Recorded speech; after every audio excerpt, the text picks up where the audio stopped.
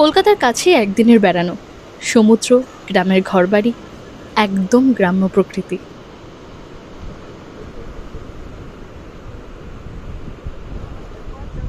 গঙ্গাসাগরকে একটু অন্যভাবে ঘুরে দেখছি এই ট্যুরে।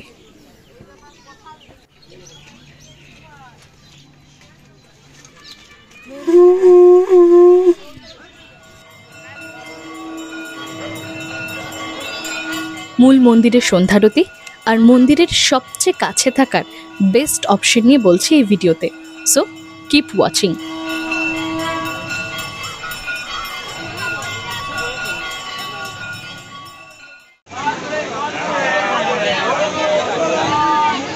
শিয়ালদা থেকে সকাল 7:14 লক্ষ্মীকান্তপুর লোকাল ধরেছি। অনেকটা পথ, ফলে ট্রেনের খাবারই ভরসা। সত্যি বলতে ট্রেনের হরেক রকমের খাবার দাবার আমার কিন্তু হেভি লাগে। এই লাইনে আপনাদের পছন্দের কিছু খাবারের নাম বলুন তো।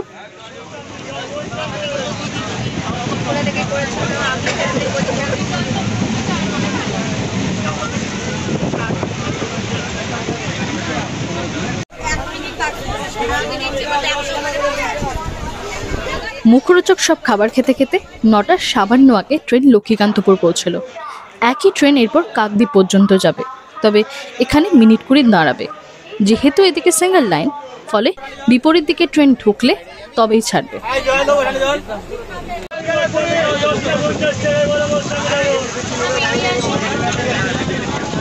এটা আমি দক্ষিণের ট্রেনেই দেখেছি। আপনাদের দিকে ট্রেনে পাওয়া যায় নাকি? কমেন্টে জানান। তো কাকদ্বীপ নামখানা দুটো স্টেশনে নেমেই যাওয়া যায়। আমরা নেমেছি কাকদ্বীপে, কারণ আমরা আগে থেকে ভেসেলের টাইমিংটা জেনে রেখেছি। তো আমরা এই কাকদ্বীপে নামলাম। ওখান থেকে এই জাস্ট সামান্য হেঁটে সামনে বাস রাস্তা থেকে আমরা ওখান থেকে টোটো ধরব। টোটো থেকে নেমে এই রাস্তা দিয়ে হেঁটে লট 8 পর্যন্ত যেতে হবে। 3 থেকে 4 মিনিট মতো লাগবে। লট 8 থেকে ওপারে অর্থাৎ কচুবেড়িয়া ঘাট যাবার জন্য ভেসেলের টাইম দেখে তারপর এখানে আসবেন। ট্রেন থেকে নামার পর ভেসেল আছে নাকি বাতিল হয়েছে সেটা অ্যাপ থেকে জানা যায়। অ্যাপের লিংক ডেসক্রিপশনে দিলাম। আধ ঘন্টা ছাড়া ছাড়া ভেসেল হলেও বেশ ভিড় হয়, কিন্তু বেশ খানিকটা পথ, ফলে সিট পেতে হলে লাইনের শুরুর দিকে থাকতে হবে। এই জার্নিটা বেশ মজার, মিনিট 40 দিব্যি কেটে যায়।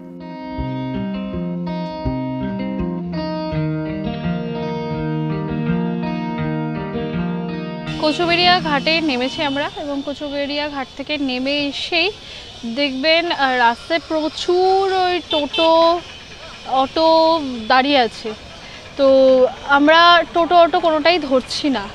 আমরা যেটা করছি, একটু সামান্য, মানে খুব সামান্য একটু এগিয়ে গেলেই বাস স্ট্যান্ড আছে। আমরা বাস স্ট্যান্ড থেকে বাস ধরবো। তবে আসার পথে এই এটিএমটা দেখতে পেলাম। কী নাম? India one ATM. তো এটা দেখানোর পিছনে কারণটা হলো যে সাগরে গেলে কিন্তু এরপর কিন্তু এটিএম পাওয়া যাবে না। সো যদি ধরুন টাকা তুলতে হবে, এখান থেকে তুলে নিতে পারেন, টাকা আছে কিন্তু নেই না। এই ইনফরমেশনটা আমি দিতে পারবো না, তবে এখানে একটা এটিএম আছে, সেটা জানিয়ে রাখলাম। বাসে গেলে সময় একটু বেশি লাগবে ঠিকই, কিন্তু বেটার জার্নি আর ভাড়াও কম। এছাড়া রিজার্ভ করে যাওয়ার জন্য গাড়িও পর্যাপ্ত পরিমাণ রয়েছে।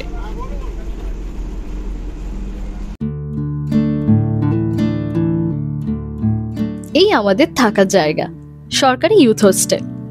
আগে থেকে বুকিং করেই এসেছি। বুকিং প্রসেস ও ভাড়া ডিটেলস একটু পরে বলছি। অদূরেই দেখা যাচ্ছে কপিল মুনির মন্দির।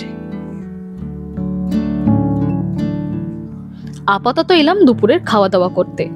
এই জায়গায় রান্না হয় মাটির উনুনে। এখানে বেশিরভাগ হোটেলেই নিরামিষ খাবার, তাই ঘুরতে ঘুরতে আমরা চলে এসেছি সরাসরি ফুড কোর্টে। যদিও ফুড কোর্টে যে খুব বেশি অপশন আছে তা না। চিকেন মিল অ্যাভেলেবেল আছে, ভোলা রয়েছে, আর রুই রয়েছে, আর এমনি নর্মাল সবজি রয়েছে। সো খেয়ে দেখি কেমন খেতে। সমুদ্রে বেড়াতে এসে হরেক রকমের মাছ খেতে মন চায়, তবে এখানে সেরকম কিছু পেলাম না। মেলা এবং পুজোর সময় ছাড়া জায়গাটা ফাঁকাই থাকে, তখন বিশেষ কিছু পাওয়া যায় না। তবে এই মাছ দুটো ফ্রেশ, রান্নাও বেশ ভালো।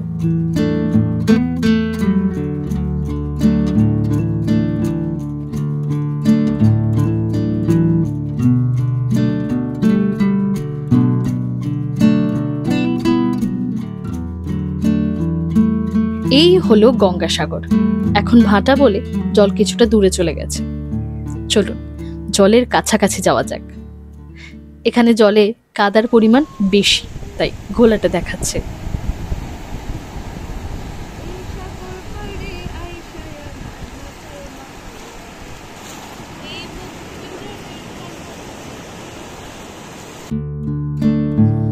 সাগরের ধার থেকে দুপাশ জুড়ে পরপর দোকান, খাবার হোটেল থেকে টুকিটাকি জিনিসপত্রও পাওয়া যায়। অফ সিজন বলে খাবারের দোকান বেশিরভাগ বন্ধ। সন্ধ্যের সময় ফুচকা খেতে হেব্বি লাগে। প্রথমেই কাকুর থেকে খেলাম।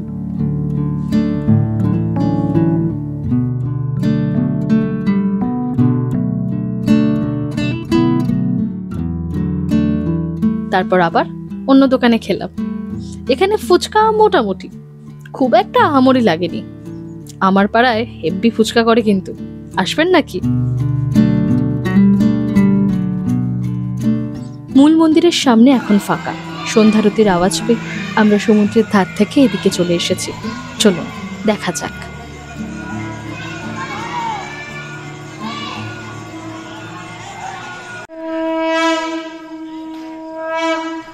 মন্দিরের ভেতরে ক্যামেরা নিয়ে প্রবেশ নিষেধ, আপনাদের এখান থেকেই দেখাচ্ছি। এরপর আমরা ভেতরে যাব, তবে সেই সব ভিডিওতে দেখাতে পাচ্ছি না।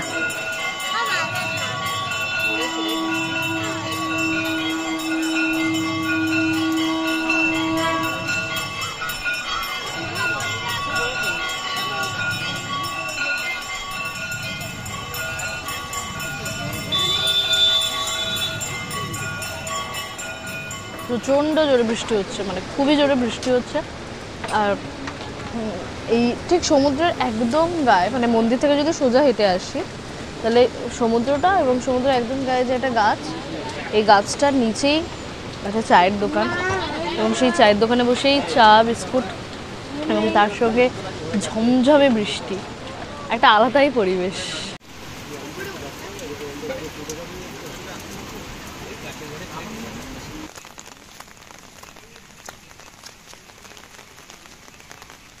সাতটা, 7:30তেই সব বন্ধ, শুনশান হয়ে গেছে।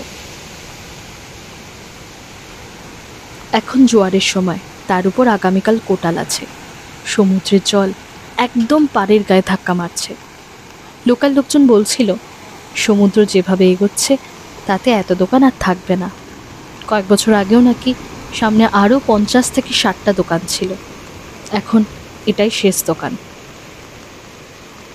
সমুদ্র থেকে সবচেয়ে কাছে থাকার জায়গা এটাই। সমুদ্র কিন্তু দেখা যায় না, নির্জন একটা পরিবেশ।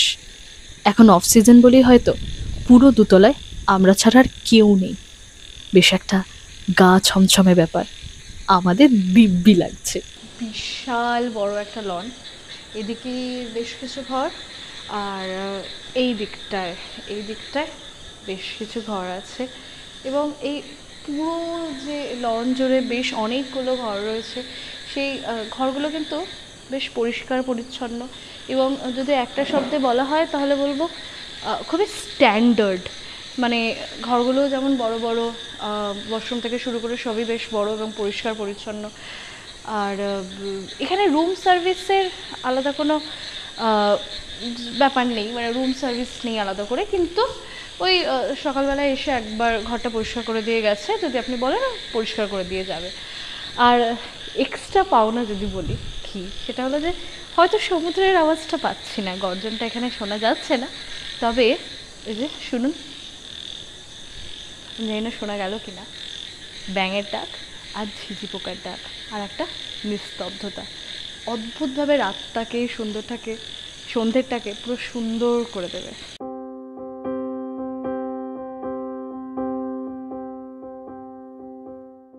একটা ডাবল বেড, এখানে 3 জন আরামসে থাকা যাবে।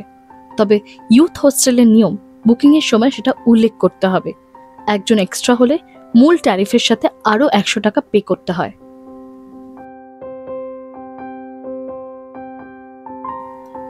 এসি রুমগুলো সব এই সাইজের। এটার ট্যারিফ 1100 টাকা। এই রুমগুলোর সবচেয়ে ভালো ব্যাপার যেটা, সেটা হলো এই বাথরুম। বেশ স্পেশিয়াস, একদিকে স্নানের স্পেস আর অন্যদিকে ওয়েস্টার্ন টয়লেট। পরিষ্কার ভালোই, তবে অনেকদিন আগে তৈরি, তার একটা ছাপ চোখে পড়ে।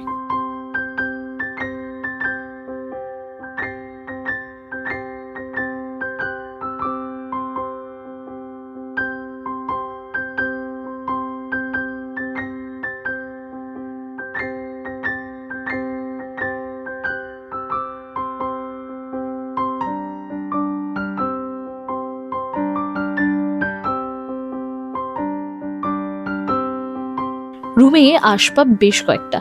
সবচেয়ে ভালো হচ্ছে রুমটা বেশ স্পেশিয়াস।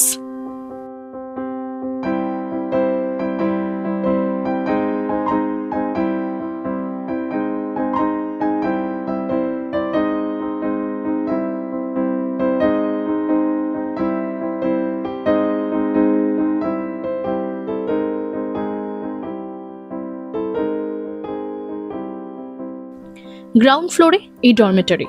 এখানে 12টা করে মোট 24টা বেড আছে। গঙ্গাসাগরে ইউথ হোস্টেলের পুরো অ্যাকোমোডেশনের একটা তালিকা স্ক্রিনে দিচ্ছি, প্রয়োজনে ভিডিওটা সেভ করে রাখুন। বুকিং অনলাইনে অথবা মৌলালি যুবকেন্দ্রের কাউন্টার থেকে করা যায়। এখানে প্রতি বেডে মশারি দেওয়া আছে।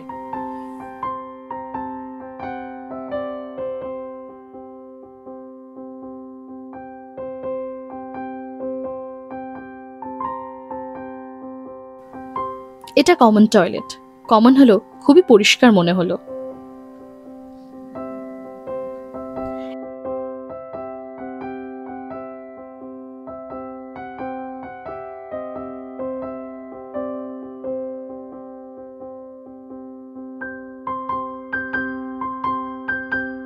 এটা non AC double bedded room. রুমটা ছোট। এটা ট্যারিফ 850 টাকা।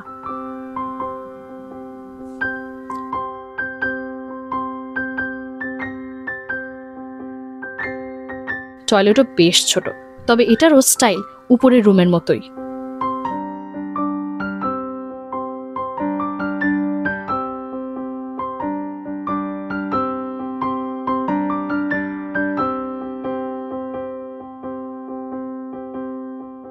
রাত্রে এখানে খাবারের অপশন তুলনামূলকভাবে খুব সীমিত, কারণ এমনিতে অফ সিজন, এটা টুরিস্ট খুব বেশি নেই। আর তার সঙ্গে মানে এটা যদি পূর্ণিমার সময় হয় বা ধরুন যে সময় মেলার সিজন, সেই সময় অপশন বেশি থাকে। তবে যেটুকু অফ সিজন, তার জন্য খাবার অপশন কমই আছে।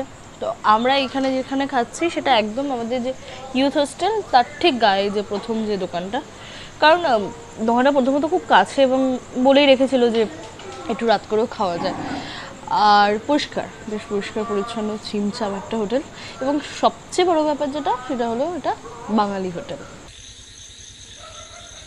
ওনাদের সাজেশনে এই এক তরকা নিলাম, বেশ ভালো বানিয়েছে।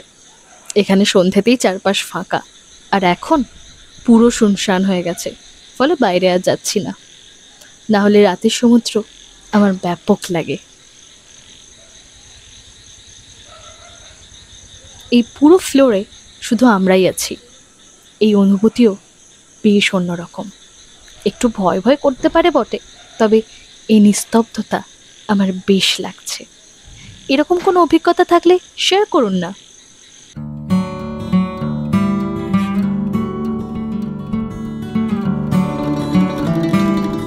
সকালে বের হলাম। এখানে সমুদ্র পুরো ফাঁকা। গঙ্গাসাগরকে একটু অন্যভাবে ঘুরে দেখছি। এইসব পরের পর্বে দেখাবো। আর আমরা ফিরবো একদম অন্য দিক দিয়ে, ভেসেলে না গিয়ে ছোট লঞ্চে করে।